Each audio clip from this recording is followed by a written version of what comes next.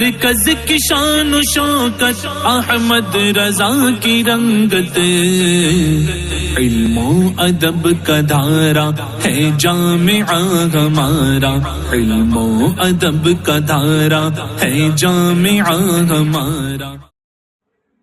معدوم کی بیع، معدوم کی بیع منعقد نہیں ہوگی، اور جس کے لیے عدم کا اندیشہ ہے اس کی بھی بیع جائز نہیں ہوگی۔ ما لہو خطر العدم، تو معدوم کی بیع اور جس کے لیے عدم کا اندیشہ ہے اس کی بیع بھی منعقد نہیں ہوگی۔ دونوں کی مثال پیش کی ہے۔ پہلے تو یہ کہا ہے کہ اگر کسی نے یہ کہا بعت ولد ہذہ الناقہ، نہیں، بعت ولد ولدی ہذہ الناقہ، میں نے اس اونٹنی کے بچے کی بیع کی، اس اونٹنی کے بچے کو بیچا، تو اونٹنی کے کا بچہ، اس کا بچہ ابھی موجود ہے؟ نہیں ہے نا، تو معدوم ہے۔ اونٹنی کا بچہ تو موجود ہے، یعنی اونٹنی کا پوتا یا پوتی، یہ کہہ سکتے ہیں کہ نہیں؟ یار بچے کا بچہ کہنے میں ٹائم لگ رہا ہے، تو سیدھا کیا کہہ دو، پوتا یا، تو ابھی جناب عالی وہ اونٹنی کے بچے کا بچہ خود ہی بچہ ہے، تو اس بچے کا بچہ ابھی معدوم ہے تو شرط نہیں پائی گئی، لہذا بے منعقد نہیں ہوگی۔ ایک مثال جس کے لیے عدم کا اندیشہ ہے اس کی یہ مثال پیش کی کبیع نتاج، نتاج یہ نتجت بالضم کا مصدر ہے، نتجا ینتجو نتاجتن و نتاجن، بچہ جننا، اور منتوج کے معنی میں ہے۔ نتاج کس کے معنی میں ہے؟ منتوج، جنا ہوا۔ تو اب جیسے کبیع نتاج، نتاج جنے ہوئے کی بے، یعنی ایک تو بچہ جنا ہوا ہے تازہ، پھر اس جنے ہوئے کی بے، تو یہ جائز ہے کیا؟ یہ بھی کیا ہے؟ ناجائز ہے نا۔ کیوں؟ کیونکہ اس میں کیا ہے؟ معدوم ہونے کا خطرہ ہے، اندیشہ ہے۔ اس بنیاد پر خطر العدم کی مثال میں اس کو یہ پیش کیا، ان دونوں صورتوں میں یہ بے منعقد نہیں ہوگی شرط نہ پائے جانے کی وجہ سے۔ اسی طریقے سے حمل کی بیع بھی منعقد نہیں ہوگی۔ حمل ہے، سمجھے کہ نہیں؟ تو حمل کی بیع بھی منعقد نہیں ہوگی۔ اس کی دلیل یہ پیش کی ہے کہ اگر بعت ولد ولدی ہذہ الناقہ والی صورت میں اگر بچے کا بچہ بیچا تو وہ معدوم کی بیع ہے، ظاہر سی بات ہے، لا ینعقد۔ اور اگر حمل بیچا فلہ خطر المعدوم، تو وہاں معدوم ہونے کا کیا ہے؟ کیسے خطرہ ہے؟ بھئی پورے اپنی مدت کو پہنچے یا نہ پہنچے، جب تک وہ پوری میعاد کو پہنچنے کے بعد روئے زمین پر نہ آ جائے تو خطرہ ہی خطرہ ہے۔ اور یہ ہر حمل میں رہتا ہے، جانوروں کے حمل میں بھی۔ اگر گرم چیز کھلا دی بھینس وغیرہ کو اور پیٹ سے ہے، وہ پیٹ میں اس کے بچہ ہے، تو اس کا خطرہ، وہ گرمی شدت کی ہے تو پھر اس کا خطرہ ہے۔ اس کو کہتے ہیں بھینس بچہ ڈال گئی۔ ڈالنے کا مطلب کچا بچہ، یعنی خراب، ادھورا، لوتھڑا اس نے ڈال دیا۔ اور یہی حال ہوتا ہے عورت کے حمل میں بھی۔ ایام حمل میں کسی بھی دن یہ احتمال رہتا ہے، عدم کا احتمال، وہ ضائع ہو جائے۔ پیر زور سے رکھ دیا 3 مہینے تک کچا رہتا اس کی بے تو نہیں، وہ تو بے سے ہٹ کے بات کر رہا ہوں میں. تو مگر یہ ہے کہ خطرہ تو اس میں بھی رہتا ہے، 3 مہینے کا بھی گرنے لگتا ہے وغیرہ وغیرہ. تو بہرحال حمل کو اگر بیچا تو معدوم کا اندیشہ ہے، تو اندیشہ عدم اور معدوم دونوں کے اندر بے کا انعقاد نہیں ہوگا. یہی حال ہے تھن میں اگر دودھ ہے تو تھن میں موجود دودھ کی بے بھی لا ینعقد، منعقد نہیں ہوگی. کسی نے تھن میں مطلب یہ ہے کہ دودھ بیچ دیا تو اس پر مطلب نسبی ہے. ہدایہ آخرین میں آپ پڑھیں النبی علیہ السلام نہا عن بیع الحبل و بیع الحبل الحبلہ، حمل کی بے سے بھی اور حمل کے حمل کی بے سے بھی منع کیا ہے، اور تھن میں دودھ سے بھی، دودھ کی بے سے بھی منع کیا ہے. اور دوسری عقلی دلیل یہ بھی ہے کہ بھئی اس میں دھوکہ بھی ہے، لأن فیہ غرارہ. تھن میں موجود دودھ کی بے میں کیا ہے؟ دھوکہ ہے. اور وہ دھوکہ بھئی ایسا ہے جب ہو سکتا ہے بائیں جس کی بھینس ہو جب وہ دونے کے لیے بیٹھے گا تو کم نکالے گا. وہ کیا چاہے گا کہ مشتری کو دودھ کم جائے، یار اس نے لے لیا ہے. اور مشتری اگر دونے کے لیے بیٹھا تو وہ جو بچہ پیتا ہے اس کا تھن بھی دو لے گا. ارے بھینس کا بچہ بھی تو پیتا ہے، ایک تھن اس کے لیے چھوڑا جاتا، کسان اس کے لیے الگ چھوڑتا تاکہ اس کی دبلا نہ ہو جائے، اس کی روزی روٹی پر فرق نہ آئے. تو وہ مشتری دوئے گا تو دھوکہ کس کا ہے؟ بائیں کا نقصان بھی ہے. اور اگر بائیں دونے بیٹھے گا تو اس کی آ گئی. تو دونوں میں سے ہر ایک کے لیے دھوکے کا احتمال ظنی طور پر ہے، اور جس میں دھوکہ ہو تو اس کی بیع مطلب یہ ہے کہ وہ بے منعقد نہیں ہوگی. اور دوسری اس میں جو دلیل پیش کی ہے وہ یہ ہے کہ تھن میں دودھ کی بے اس لیے منع ہے کہ تھن پھٹ سکتا ہے. تھن بھی پھٹ جاتا ہے نا، خاص کر ہریانے کی بھینس، ہریانہ کی جو بھینسیں ہوتی ہیں وہ کافی تگڑی ہوتی ہیں، اور ان کا جو تھن بہت زیادہ ہائی فائی ہوتے ہیں، عین جس کو کہتے ہیں، اور ان میں دودھ بھی بہت ہوتا ہے، جیسے کہ ہمارے گھر وہی ہے، سمجھے کہ نہیں. تو 2 بھینسیں ہیں تو وہ دودھ بھی بہت دیتی ہیں. تو جب زیادہ دودھ ہوتا ہے کبھی تو کبھی کبھی شکایت ہو جاتی ہے کوئی کیڑے نے کاٹ لیا یا کسی وجہ سے وہ پھٹ گیا تھن. تو تھن کے پھٹنے کے احتمال کی وجہ سے دودھ میں کس کا احتمال ہے؟ خطر العدم ہے نا اس میں بھی. جب تھن پھٹ جائے گا تو دودھ کیا ہے؟ بہہ جائے گا نیچے، سب خاک میں مل جائے گا. تو اس بنیاد پر اور عدم کے خطرہ جس میں ہو تو اس کی بے بھی منعقد نہیں ہوگی. اس وجہ سے بھی یہ مسائل ایسے نکالے کہ شرط نہ پائے جانے کی بنیاد پر بے منعقد نہیں ہوگی. اور یہی مسئلہ اس کا بھی ہے کہ مطلب پھل کی بے اور مطلب کھیتی کی بے، جو بیج ہوتا ہے قبل ظہوری ہی، آپ نے ہدایہ پڑھا ہوگا، ابھی پھل کا شگوفہ ظاہر ہوا نہیں، پھل ظاہر ہوا نہیں ہے قبل ظہوری ہی. اور زرع یعنی کاشتکاری، آپ نے کچھ بو دیا تھا اس میں بھی کچھ ظہور، ابھی اس کا پھل، کھیتی کا پھل بھی ظاہر نہیں ہوا ہے. تو کھیتی کے پھل کے ظہور سے پہلے اور پیڑ کے پھل کے ظہور سے پہلے ان پھلوں کی بے، اور کاشتکاری کے بعد جو زمین اناج وغیرہ دیتی ہے اس کی بے قبل ظہوری ہی، یہ بھی منع ہے.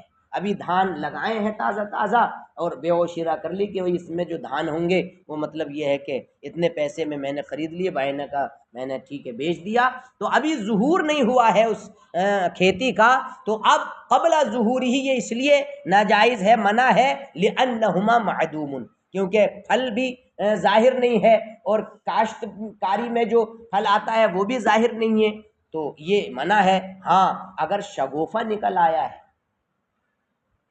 طلوع جس کو کہا جاتا ہے، اگر شگوفہ نکل آیا ہے، اس کی بالیں نکل آئی ہیں، دانے بھی نکل آئے، جس سے پتہ لگ رہا ہے کہ بھئی معاملہ ایسا ہے، تو طلوع کے بعد یعنی شگوفہ نکلنے کے بعد یہ بیع ثمر کی بے جائز ہے اور زرع کی بے جائز ہے، سمجھے کہ نہیں؟ اور اگر دونوں کی صلاح اگرچہ مطلب دونوں کی حال کی درستگی سے پہلے پہلے ہو جائے، یعنی شگوفہ نکل آیا ہو اگرچہ دونوں خوب اچھے انداز میں ظاہر نہ ہوئے ہوں، تب یہ جائز ہے، مگر یہ اس وقت ہے جبکہ ترک کی شرط نہ لگائی ہو۔ ترک کی شرط کا مطلب یعنی اس پر چھوڑے رکھنے کی شرط نہ لگائی ہو، تب ہے یہ۔ پہلے اتنا دیکھ لیجئے۔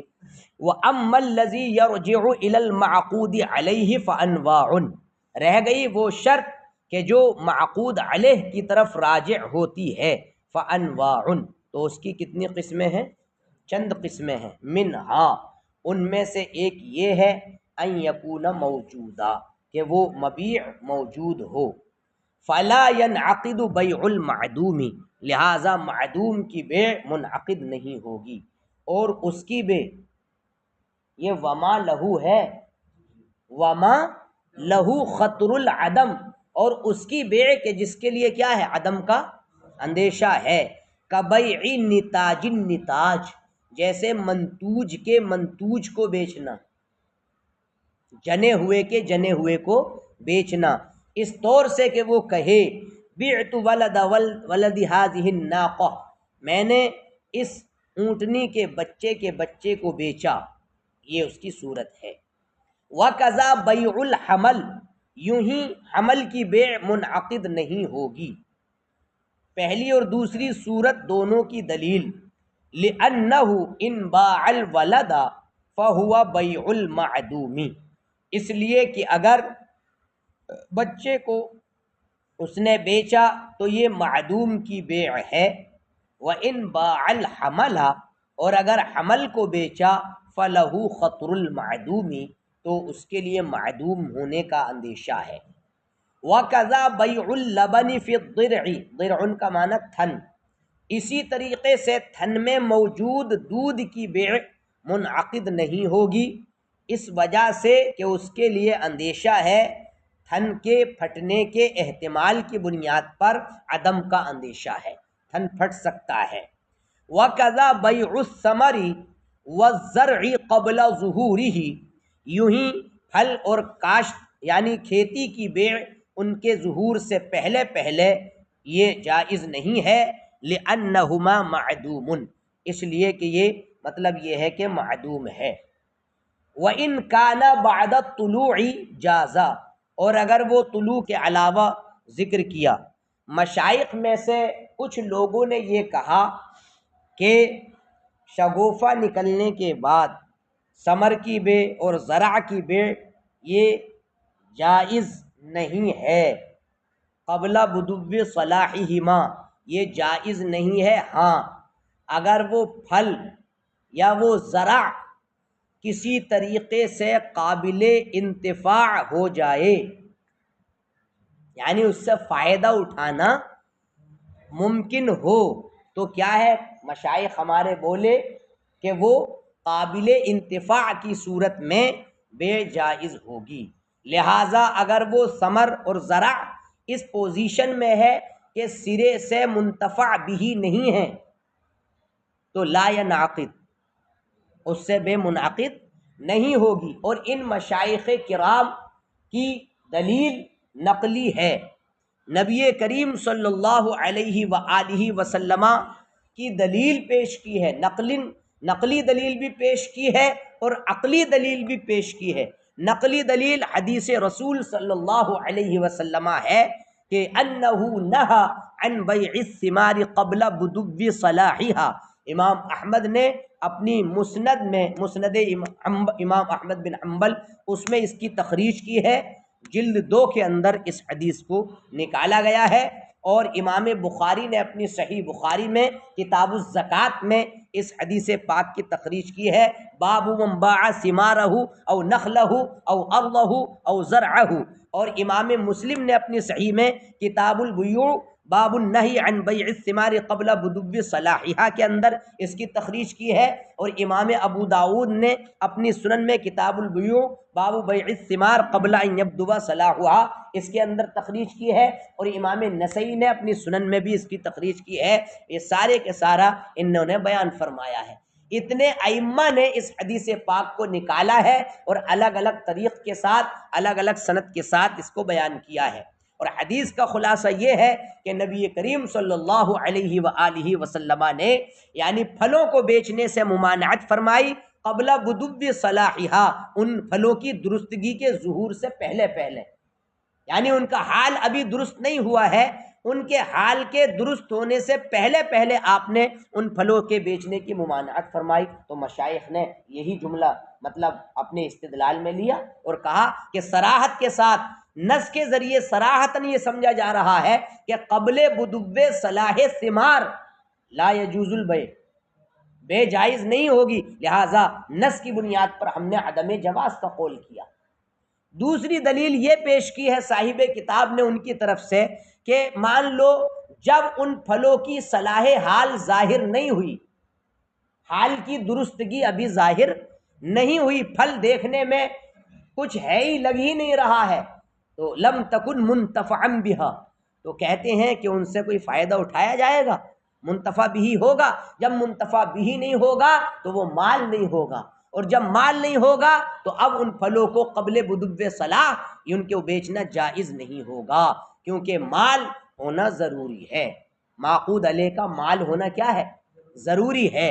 اور یہ صاحب کتاب نے کہا کہ یہ جو ہے ان کی دلیل کہ منتفع بھی نہیں تو مال نہیں، یہ روایت کے خلاف ہے۔ اس کے خلاف ہے روایت کے، اس لیے کہ امام محمد رحمہ اللہ تبارک و تعالی نے کتاب الزکوٰۃ کے باب العشر میں یہ ذکر کیا ہے امام محمد نے کہ اگر پھلوں کو یعنی شگوفہ نکلنے کے شروع حصے میں بیچا، کیا ہے اب جو ہے اس میں یہ دیا ہے کہ اگر شگوفہ نکلنے کے شروع حصے میں پھلوں کو بیچا، ٹھیک ہے، اور ان پھلوں کو بائع کے حکم سے چھوڑ دیا، کس پر؟ پیڑوں پر، یہاں تک کہ پک گئے وہ پھل، یعنی پورے ہو گئے، ادرکت کا مطلب پک گئے، پورے اپنی عمر کو پہنچے، تو اب عشر مشتری پر ہوگا۔ ذرا اس مسئلے پر دھیان دیں، یعنی خلاف کیوں ہے یہ؟ امام محمد نے کیا ذکر کیا باب العشر میں؟ اگر شگوفہ نکلتے ہی آ رہا تھا، ابتدائی مرحلے میں ان پھلوں کو بیچ ڈالا اور اس کو ان پھلوں کو بائع کے حکم سے کس پر چھوڑ دیا؟ پیڑوں پر کیا کر دیا؟ چھوڑ دیا، یہاں تک کہ وہ کیا ہو گئے؟ پورے ہو گئے، قابل انتفاع ہو گئے، پک گئے، اب عشر کس پر واجب ہو رہا ہے؟ مشتری پر۔ تو اگر یہ مشتری پر عشر کا وجوب اگر ان کی بے جائز نہ ہوتی قبل بدو صلاح حال، ان کی پھلوں کی بے جائز نہ ہوتی تو شگوفہ نکلنے کے وقت اگر ان کو بیچنا جائز نہیں ہوتا تو مشتری پر عشر کے وجوب کا کیا مطلب؟ مشتری پر عشر کا وجوب اس بات پر دلالت کر رہا ہے کہ ان پھلوں کی بے شگوفہ نکلتے وقت قبل بدو صلاح جائز ہے، اور مشائخ کی یہ دلیل موصوف کا صاحب کتاب کا مشائخ کی یہ دلیل دینا کہ اگر ان کا صلاح ظاہر نہ ہوا تو منتفع بھی نہیں ہوں گے، تو لہٰذا مال نہیں ہوں گے، تو ان کی بے جائز نہیں ہوگی، یہ امام محمد کی ذکر کردہ روایت کے خلاف ہے۔ اور جو دلیل امام محمد کی ذکر کردہ امام محمد کی ذکر کردہ روایت کے خلاف کا مطلب ظاہر الروایہ میں انہوں نے یہ کہیں ذکر کیا ہوگا، اس کے کیا ہے؟ خلاف ہے، لہٰذا یہ دلیل طاقتور نہیں ہے، عقلی دلیل جو انہوں نے پیش کی ہے اس کا رد کر دیا ہے۔ دیکھیے وَاحْتَجُّوا بِمَا رُوِيَ عَنِ النَّبِيِّ علیہ السلام صلی اللہ علیہ وسلم، ان مشائخ نے دلیل قائم کی اس سے جو نبی کریم صلی اللہ علیہ وسلم سے روایت ہے کہ آپ نے پھلوں کی بیع سے منع فرمایا ان کی صلاح کے ظہور سے پہلے پہلے، یہ ہو گئی دلیل نقلی۔ وَلِأَنَّهُ إِذَا لَمْ يَبْدُ صَلَاحُهَا، اس لیے کہ بدا یبدو ہے یہ، بدبا یبدو، یبدو دال پر پیش آئے گا. وَلِأَنَّهُ إِذَا لَمْ يَبْدُ، واو گر جائے گا کس کی وجہ سے؟ لم کی وجہ سے.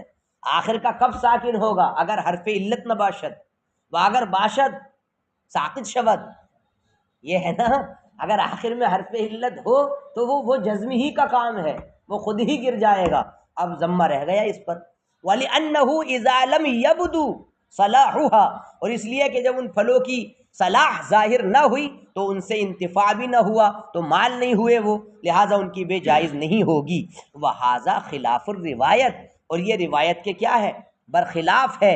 فَإِنَّ مُحَمَّدًا ذَكَرَ فِي كِتَابِ الزَّكَاةِ فِي بَابِ الْعُشْرِ، کیونکہ امام محمد نے کتاب الزکوٰۃ میں باب العشر میں یہ بیان کیا ہے انہ لو باع الثمار فی اول ما تطلع، یعنی اگر بائے نے پھلوں کو بیچ دیا شگوفہ نکلنے کے ابتدائی مرحلے میں اور اس کو چھوڑ دیا بائے کے حکم سے تو یہاں تک کہ وہ پک گئے، تو اب عشر مشتری پر ہوگا. اگر ان کی بے ناجائز ہوتی شگوفہ کے وقت تو ان کا عشر مشتری پر واجب نہیں ہوتا.